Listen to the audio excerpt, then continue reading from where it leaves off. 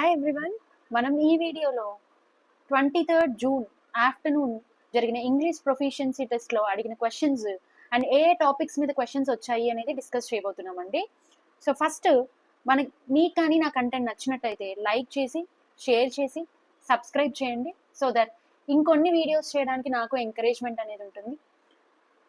So mock test మనం already చూసామండి. మాక్ టెస్ట్లో ఎలాంటి type of questions A topics మీద అయితే క్వశ్చన్స్ అడిగారో అలాంటి క్వశ్చన్సే మనకు కనపడ్డాయండి మోస్ట్లీ ఈరోజు చూస్తే.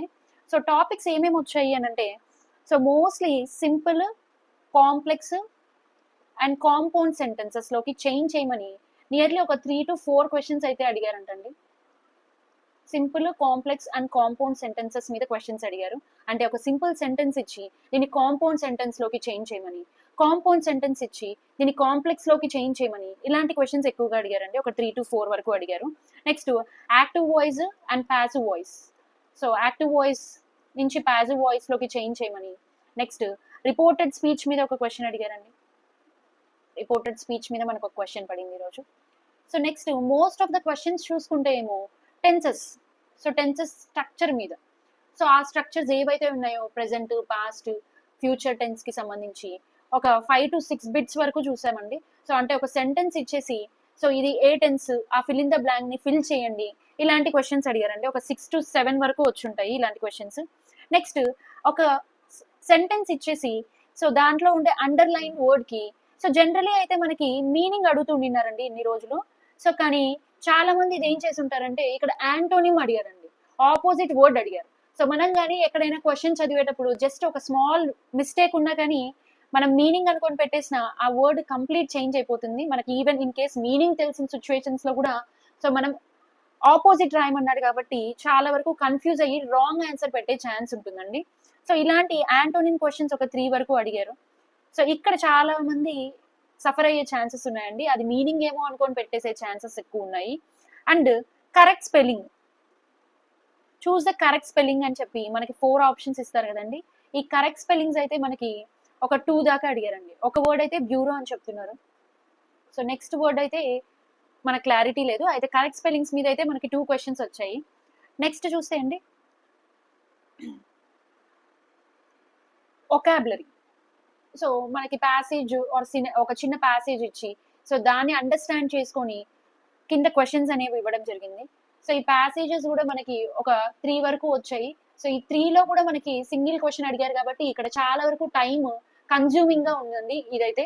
సో ఎందుకంటే మనకి 100 బిట్స్ ఇచ్చారు. సో ఇచ్చిన టైం ఏమో 90 minutes.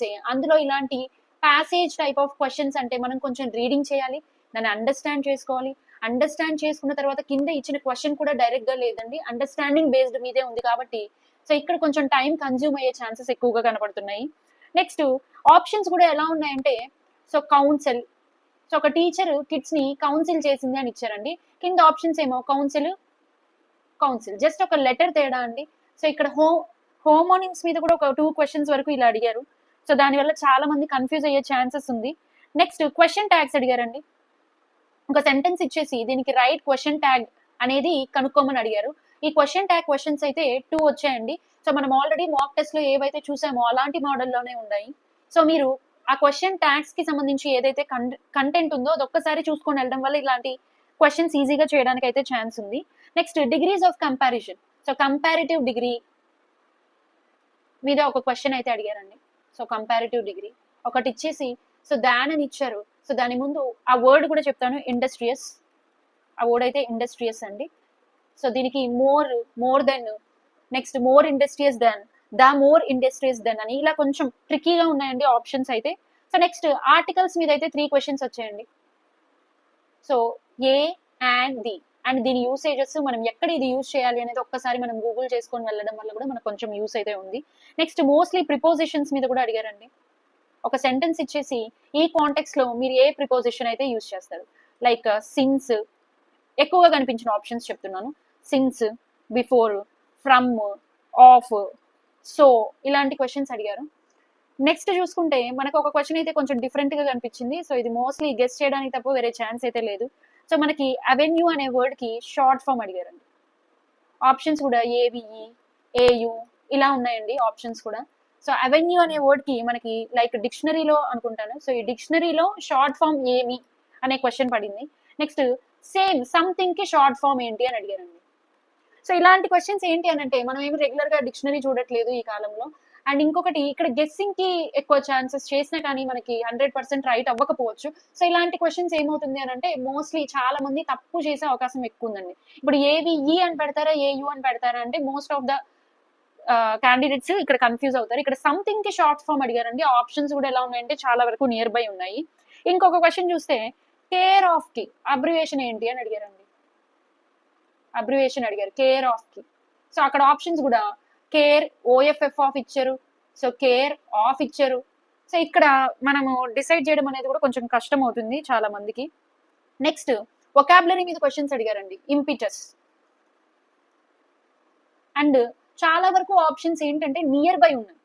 సో నియర్ బై ఉండడం వల్ల కన్ఫ్యూజన్కి ఎక్కువ ఛాన్సెస్ అయితే ఉన్నాయండి. నెక్స్ట్ సఫిక్స్ ప్రిఫిక్స్ మీద కూడా క్వశ్చన్స్ అడిగారు. సఫిక్స్ అండ్ ప్రిఫిక్స్ మీద కూడా క్వశ్చన్స్ అడిగారండి. నెక్స్ట్ ఒక ఎగ్జాంపుల్ చెప్తాను. ఒక క్వశ్చన్ అడిగారు. In dictionary function of word in speech అని అడిగారండి. క్వశ్చన్ రాస్తాను. In dictionary function of word in speech అని అడిగారండి. ఆప్షన్స్ వచ్చి పార్ట్స్ ఆఫ్ స్పీచ్, ప్రొనౌన్సియేషన్ ఇలా అడిగారండి. ఇలాంటి క్వశ్చన్స్ అడగడం వల్ల ఏంటి అని అంటే అండ్ ఈవెన్ వొకాబులరీ మీద క్వశ్చన్స్ అడగడం వల్ల ఏంటి అని అంటే చాలా వరకు కన్ఫ్యూజ్ అవ్వడానికి ఎక్కువ ఛాన్సెస్ ఉన్నాయండి. సో ఇక్కడ ప్రొనౌన్సియేషన్ అని స్పీచ్ అని ఇచ్చారు కాబట్టి ప్రొనౌన్సియేషన్ అనుకునే ఛాన్స్ ఉంది. So function of the word అన్నప్పుడు క్వశ్చన్ కి అర్థం చేసుకోవడంలో అండ్ ప్యాసేజ్ క్వశ్చన్స్ కూడా ఎలా ఉన్నాయంటే కొంచెం ట్రిక్కీగా ఉన్నాయి. లైక్ ఒక సెరెనిటీ అనే వర్డ్ కి మీనింగ్ జనరల్లీ అడుగుతూ వచ్చారు ఇన్ని రోజులు, కానీ ఇక్కడ యాంటోనిమ్ అనేది అడగారండి. So most of the questions వీటి మీదే ఉన్నాయి. అండ్ నెక్స్ట్ ఓవరాల్ గా మీరైతే ఇలాంటి టాపిక్స్ మీద కొంచెం ముందుగా ఆ టాపిక్స్ కి రిలేటెడ్ కంటెంట్ చూసుకొని వెళ్తే బాగా యూస్ ఉంటుంది. ప్రిపోజిషన్స్, ఏ ప్రిపోజిషన్ ఎక్కడ యూజ్ చేస్తారు, ఆఫ్ ఎప్పుడు యూజ్ చేస్తారు, ఫర్ ఎప్పుడు యూజ్ చేస్తారు, సో ఇలాంటివి చూసుకొని వెళ్ళడం వల్ల మనం కొంచెం ఈజీగా చేయడానికి యూజ్ ఉంటుంది. నెక్స్ట్ హెల్పింగ్ వర్బ్స్ అండి. వుడ్, వాజ్, ఇలాంటి క్వశ్చన్స్ ఎక్కువ పడ్డాయి. సో ఇది ఏ కాంటెక్స్ లో యూజ్ చేస్తారు, సో ఇలాంటివి చూడడం వల్ల మనకి ఎక్కువ ఛాన్సెస్ అయితే ఉంటాయి. అండ్ మీరు టైం మేనేజ్మెంట్ కూడా చేసుకోవాలండి బాగా. ఎందుకంటే మనకి 90 minutes మాత్రమే ఇచ్చారు. సో క్వశ్చన్ చదవాలి అండ్ క్వశ్చన్ చదివిందాన్ని మనం అర్థం చేసుకొని రాయాలి. అండ్ మోర్ లెస్ దెన్ మనకి 1 minute ఉందండి ఒక క్వశ్చన్ చదివి అర్థం చేసుకొని మనం రివ్యూ చేసుకొని రాయడానికి. సో ఇక్కడ మీరు టైం మేనేజ్మెంట్ కూడా మాక్సిమం చేస్తేనే తప్ప ఆ విత్ ఇన్ టైం స్పాన్ లో మనం చేయడానికి చాలా కష్టంగా ఉన్నాయి బిట్స్ అయితే. సో తెలుగు మీడియం వాళ్ళు కొంచెం ఇబ్బంది పడుతుండొచ్చండి. సో ఎవరైతే ఈ టాపిక్స్ కొంచెం చూసుకొని వెళ్తారో సో ఓవరాల్ క్వశ్చన్ పేపర్ అయితే మనకి మోడరేట్ లెవెల్లో ఉంది. Not easy, not too difficult అండి. సో 60 marks తెచ్చుకోవాలి అని అంటే మాత్రం మనము సో ప్రీవియస్ ప్రిపరేషన్ అయితే మాత్రం ఉండాలి. సో ఫిల్టరింగే అల్టిమేట్ ఆప్షన్గా మనకి ఎగ్జామ్ జరిగినట్టయితే తెలుస్తుంది. సో మీకు కానీ నా కంటెంట్ నచ్చినట్టయితే లైక్ చేసి, షేర్ చేసి, సబ్స్క్రైబ్ చేయండి. సో నెక్స్ట్ షిఫ్ట్స్లో రాసే వాళ్ళకి ఈ కంటెంట్ బాగా యూజ్ అవుతుందని ఈ వీడియో చేయడం అయితే జరిగింది. Thank you so much.